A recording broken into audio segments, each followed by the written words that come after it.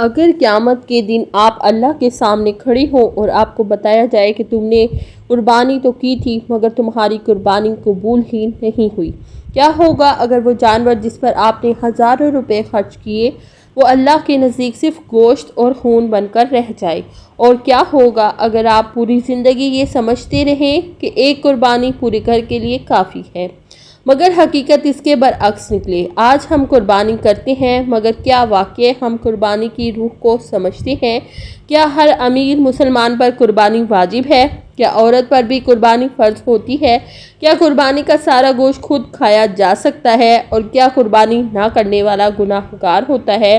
آج کی یہ ویڈیو صرف معلومات نہیں دے گی بلکہ آپ کے دل کو ہلا کر رکھ دے گی۔ اس ویڈیو میں ایسے واقعات، ایسی احادیث اور ایسی حقیقتیں آپ سنیں گے جو شاید آپ نے پہلے کبھی نہ سنی ہوں، لہٰذا ویڈیو کو آخر تک ضرور دیکھیے گا۔ بسم اللہ الرحمن الرحیم۔ السلام علیکم ورحمۃ اللہ وبرکاتہ۔ ناظرین، عید الاضحیٰ صرف خوشی کا دن نہیں، یہ ایمان کا امتحان ہے، یہ محبت الہی کا اعلان ہے، یہ اپنے رب کے سامنے جھک جانے کا نام ہے۔ قربانی کی اصل بنیاد حضرت ابراہیم علیہ السلام کا وہ عظیم واقعہ ہے جسے قرآن مجید نے ہمیشہ کے لیے زندہ کر دیا۔ اللہ تعالیٰ نے حضرت ابراہیم علیہ السلام کو خود خواب میں حکم دیا کہ اپنے بیٹے حضرت اسماعیل علیہ السلام کو اللہ کی راہ میں قربان کریں۔ اب ذرا تصور کیجئے، ایک باپ جس نے بڑھاپے میں بیٹا پایا ہو، وہ اپنے ہاتھوں سے اسی بیٹے کو ذبح کرنے کے لیے لے جا رہا ہے۔ عام آزمائش نہیں تھی، لیکن اللہ کے نبی نے ایک لمحے کے لیے بھی انکار نہ کیا۔ قرآن مجید میں اللہ تعالیٰ فرماتا ہے، پھر جب دونوں نے حکم مان لیا اور باپ نے بیٹے کو پیشانی کے بل لیٹا دیا تو ہم نے آواز دی، اے ابراہیم، تم نے خواب سچا کر دکھایا۔ سورۃ الصافات۔ یہ وہ لمحہ تھا جب زمین و آسمان گواہ بن گئے کہ اللہ کے سچے بندے اپنے رب کے حکم کے سامنے ہر چیز قربان کر دیتی ہیں۔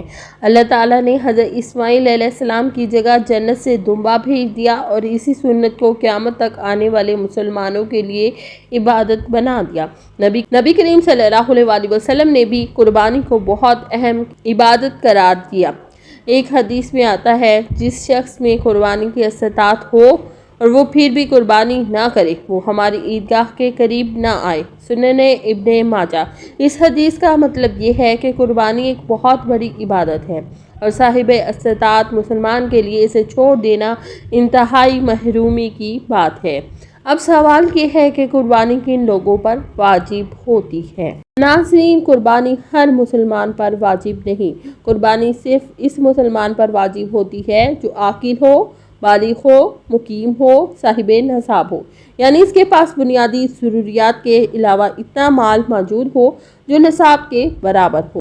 بہت سے لوگ سمجھتے ہیں کہ قربانی صرف مرد پر واجب ہوتی ہے۔ فقہا فرماتے ہیں کہ اور اگر عورت صاحب نصاب ہو، اس کے پاس سونا یا مال موجود ہو تو اس پر بھی قربانی واجب ہے۔ اس طرح اگر بالغ بیٹا یا بیٹی صاحب نصاب ہو تو ان پر الگ قربانی لازم ہوگی۔ ایک واقعہ آتا ہے کہ ایک شخص نے عالم دین سے پوچھا، میرے والد ایک بکرا قربان کرتے ہیں، کیا پورے گھر کی قربانی ہو جاتی ہے؟ عالم نے فرمایا، جواب میں سب شریک ہو سکتے ہیں، لیکن اگر گھر کے افراد صاحب نصاب ہیں تو ہر ایک پر الگ قربانی واجب ہے۔ یہاں بہت سے لوگ غلطی کرتے ہیں، برسوں تک ایک ہی قربانی کرتے ہیں جبکہ گھر کے کئی افراد صاحب نصاب ہوتے ہیں۔ ناظرین، قربانی صرف جانور ذبح کرنے کا نام نہیں، قربانی اپنے نفس کو مارنے کا نام ہے، اپنی خواہشات کو اللہ کے حکم پر قربان کرنے کا نام ہے۔ آج ہم جانور تو قربان کرتے ہیں، مگر کیا ہم نے کبھی اپنے غرور کو قربان کیا، اپنی جھوٹی انا کو قربان کیا، اپنے گناہوں کو چھوڑا؟ اگر قربانی کے بعد بھی نماز نہ بدلے، زبان نہ بدلے، اخلاق نہ بدلے تو ہمیں سوچنا چاہیے کہ کہیں ہم صرف گوشت حاصل کرنے کے لیے تو قربانی نہیں کر رہے۔ نبی کریم صلی اللہ علیہ وسلم نے فرمایا، اللہ تعالیٰ تمہاری صورتوں اور مال کو نہیں دیکھتا بلکہ تمہارے دلوں اور اعمال کو دیکھتا ہے۔ صحیح مسلم۔ یعنی اللہ کے ہاں اصل چیز دل کا اخلاص ہے۔ اب بات کرتے ہیں قربانی کے دنوں کی۔ قربانی 10 ذی الحجہ کی نماز عید کے بعد شروع ہوتی ہے اور 12 ذی الحجہ کے سورج غروب ہونے تک کی جا سکتی ہے۔ اگر کسی نے نماز عید سے پہلے قربانی کر لی تو وہ قربانی شمار نہیں ہوگی۔ ایک صحابی نے نماز عید سے پہلے جانور ذبح کر لیا۔ جب نبی کریم صلی اللہ علیہ وسلم کو معلوم ہوا تو آپ صلی اللہ علیہ وسلم نے فرمایا تمہاری قربانی نہیں ہوئی، دوبارہ قربانی کرو۔ صحیح بخاری۔ اس سے معلوم ہوا کہ قربانی کا صحیح وقت بہت اہم ہے۔ اب ایک اور اہم سوال، کیا قربانی کا سارا گوشت خود کھایا جا سکتا ہے؟ جی ہاں، اگر کوئی شخص چاہے تو سارا گوشت خود بھی رکھ سکتا ہے، لیکن افضل طریقہ یہ ہے کہ 3 حصے کیے جائیں، ایک حصہ اپنے لیے، ایک رشتہ داروں اور دوستوں کے لیے اور ایک غریبوں کے لیے۔ اسلام نے ہمیں صرف عبادت نہیں سکھائی بلکہ انسانیت بھی سکھائی ہے۔ قربانی کا اصل حسن تب ہوتا ہے جب کسی کے غریب کے گھر گوشت پہنچتا ہے اور اس کے بچوں کے چہروں پر خوشی آتی ہے۔ ایک بزرگ فرماتے ہیں، قربانی کا سب سے خوبصورت منظر وہ نہیں جب جانور ذبح ہوتا ہے، بلکہ وہ ہے جب کسی غریب کے گھر کا چولہا چلتا ہے۔ آج افسوس کی بات یہ ہے کہ کچھ لوگ بہترین گوشت اپنے لیے رکھ لیتے ہیں اور کمزور حصہ غریبوں کو دیتے ہیں، حالانکہ اللہ تعالیٰ قرآن میں فرماتا ہے تم ہرگز نیکی کو نہیں پہنچ سکتے جب تک اپنی پسندیدہ چیز اللہ کی راہ میں خرچ نہ کرو۔ سورۃ آل عمران۔ یعنی اللہ کے لیے بہترین چیز پیش کرنا اصل نیکی ہے۔ ناظرین، قربانی کے جانور کے ساتھ حسن سلوک بھی بہت ضروری ہے۔ نبی کریم صلی اللہ علیہ وسلم نے فرمایا، اللہ نے ہر چیز میں احسان کو لازم قرار دیا ہے۔ صحیح مسلم۔ اسی لیے جانور کو تکلیف نہ دی جائے، اس کے سامنے دوسرا جانور ذبح نہ کیا جائے اور چھری تیز رکھی جائے۔ ایک مرتبہ نبی کریم صلی اللہ علیہ وسلم نے ایک شخص کو دیکھا، وہ جانور کے سامنے چھری تیز کر رہا تھا۔ آپ صلی اللہ علیہ وسلم نے فرمایا، کیا تم اسے کئی مرتبہ مارنا چاہتے ہو؟ یہ اسلام کی رحمت ہے کہ جانوروں کے حقوق کا بھی خیال رکھا گیا ہے۔ اب ایک اور اہم مسئلہ، کیا گوشت بیچا جا سکتا ہے؟ نہیں، قربانی کے گوشت یا خال کو بیچ کر ذاتی فائدہ حاصل کرنا درست نہیں۔ خال کسی مستحق مدرسے یا دینی ادارے کو دے دینی چاہیے۔ اسی طرح کسائی کی اجرت گوشت میں نہیں دی جا سکتی، اجرت الگ دینی ہوگی۔ ناظرین، قربانی کا اصل مقصد تقویٰ ہے۔ اللہ تعالیٰ فرماتا ہے، اللہ تک نہ ان کا گوشت پہنچتا ہے نہ خون، بلکہ تمہارا تقویٰ پہنچتا ہے۔ سورۃ الحج۔ ذرا سوچیں، اگر اللہ کو گوشت نہیں چاہیے تو پھر اللہ ہم سے کیا چاہتا ہے؟ اللہ ہمارے دل دیکھنا چاہتا ہے، ہماری نیت دیکھنا چاہتا ہے، ہمارا اخلاص دیکھنا چاہتا ہے۔ ایک غریب شخص تھا، اس کے پاس قربانی کے لیے پیسے نہیں تھے۔ اس نے سارا سال تھوڑے تھوڑے پیسے جمع کیے۔ عید آئی تو اس نے ایک چھوٹا سا بکرا خریدا۔ لوگوں نے مذاق اڑایا کہ اتنا چھوٹا جانور۔ وہ شخص رو پڑا اور کہنے لگا، میرے پاس یہی ہے مگر میرے رب کے لیے ہے۔ ناظرین، ہو سکتا ہے اللہ کے ہاں اس غریب کی قربانی ان بڑے جانوروں سے زیادہ قیمتی ہو جو صرف دکھاوے کے لیے خریدے گئے۔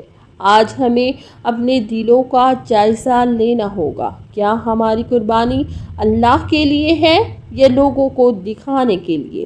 اگر نیت خالص ہو تو چھوٹا عمل بھی بہت بڑا بن جاتا ہے، اور اگر نیت خراب ہو تو بڑا عمل بھی ضائع ہو جاتا ہے۔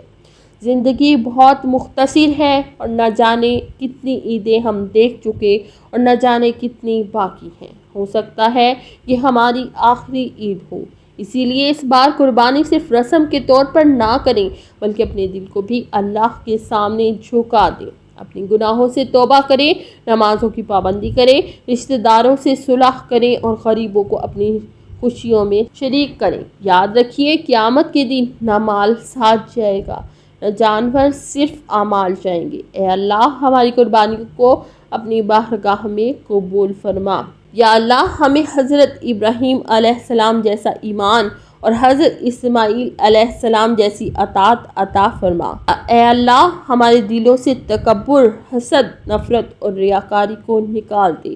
یا رب العالمین ہماری عبادتوں میں اخلاص عطا فرما۔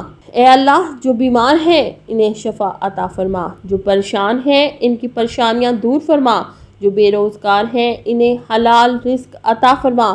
یا اللہ ہمارے مرحومین کی مغفرت فرما، ہمیں نیک اعمال کی توفیق عطا فرما۔ اے اللہ ہمیں دنیا اور آخرت کی کامیابیاں عطا فرما اور جہنم کے عذاب سے محفوظ فرما۔ آمین یا رب العالمین۔ پیارے ناظرین، یہ ویڈیو یقیناً بہت ہی معلوماتی اور نالج دینے والی ہے، اسی لیے آپ سب سے دل سے گزارش ہے کہ اسے صرف سن کر یہی نہ چھوڑ دیں بلکہ اسے خیر کو آگے بھی ضرور پہنچائیں۔ اگر آپ ویڈیو شیئر کر سکتے ہیں ضرور شیئر کریں، اور اگر کسی وجہ سے شیئر نہیں کر سکتے تو کم از کم جب کسی سے ملاقات ہو تو یہ باتیں اپنی زبان سے ضرور بتا دیں۔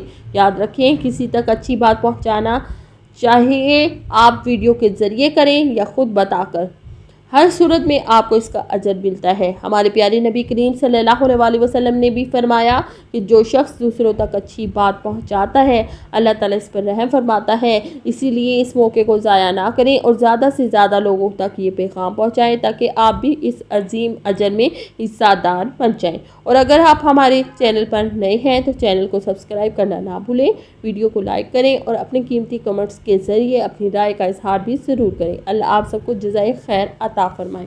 آمین یا رب العالمین۔